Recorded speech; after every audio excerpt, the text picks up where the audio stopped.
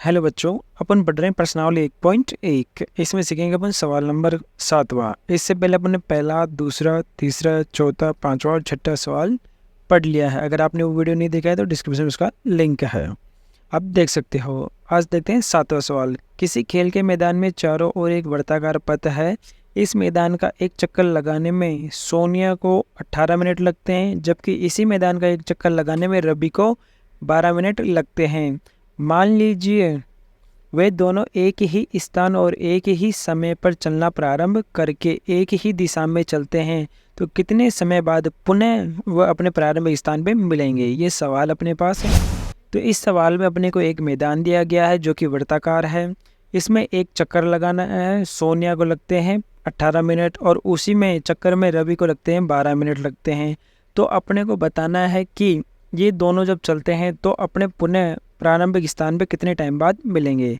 अब यहाँ सोनिया को लग रहे हैं 18 मिनट और रवि को लग रहे हैं यहाँ पे 12 मिनट एक ही चक्कर लगाने में। तो अपने को यहाँ पे दोनों का क्या निकालेंगे। सोनिया और रवि दोनों चल रहे हैं तो ये कितने टाइम बाद में अपने ये एक ही स्थान पे मिलेंगे, ये अपने को बताना है प्रारंभिक स्थान पर। तो इसके लिए अपन क्या करेंगे, यहाँ पे एलसीएम निकाल देंगे तो अपने को पता लग जाएगा कि पुनः कितनी देर बाद ये मिलेंगे। तो इसको करते हैं सॉल्व। तो यहाँ निकालेंगे बच्चों एलसीएम। अब यहाँ एलसीएम किसका निकालेंगे, 18 और 12 का। तो यहाँ सिंपली 18 और 12 लिख लेंगे। फिर 18 का क्या करेंगे और 12 का अभाज्य गुणनखंड यहाँ पे करेंगे। तो अभाज्य गुणनखंड में सिंपली 18 में 2 का भाग जाएगा 9 बार, तो 2 का भाग दिया तो 9 बार। फिर 9 में 3 का भाग जाएगा तो 3 का 3 बार गया, तो यहाँ 3 का भाग दिया तो 3 बार आ जाएगा। फिर 3 में 3 का भाग देंगे तो 1 बार। तो ये हो जाएगा 18 का अभाज्य गुणनखंड। जो ये मान है 2 × 3 × 3 है, तो ये यहाँ पे लिखेंगे 2 × 3 × 3।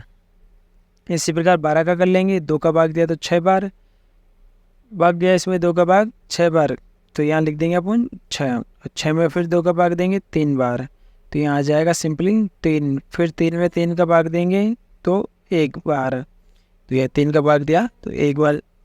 ये हो गया 12 का अभाज्य गुणनखंड। अब ये जो मान है इसको अपन अभाज्य संख्याओं को यहाँ लिख लेंगे 2 × 2 × 3। तो सिंपल यहाँ आ जाएगा 2 × 2 × 3।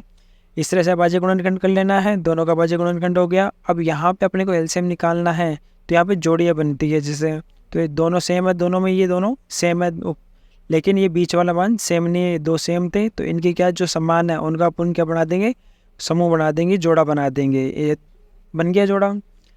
अब एलसीएम में मैंने पीछे सिखाया था कि जिसका जोड़े में जो संख्याएं नहीं आती उनको अपन सिंपली यहाँ पे लिखते हैं एलसीएम में पहले। अब जैसे 2 और 3 को तो यहाँ लिख लेंगे 3 × 2। अब जो जोड़ा बना हुआ है उस जोड़े में से अपन एक एक ही मान लेते हैं। मैंने पीछे सिखाया था आपको, जैसे ये 2 है तो 2 का जोड़ा इसमें से 2 को ले लेंगे और इस 3 में से 3 को ले लेंगे। सिंपली 2 × 3 लिख लेंगे। अब 3 को 2 से गुणा किया तो 6 और 6 को 2 से किया तो 12, 12 को 3 किया तो 36 आएगा यहाँ पे। सिंपली यहाँ पे एलसीएम आ गया 36।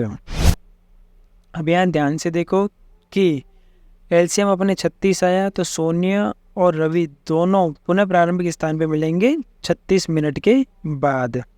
तो अपन यहाँ लिखेंगे अतः एलसीएम 36 आया, तो लिखेंगे सोनिया व रवि 36 मिनट के बाद वे पुनः प्रारंभिक स्थान पे मिलेंगे। तो ये अपना हो जाएगा आंसर।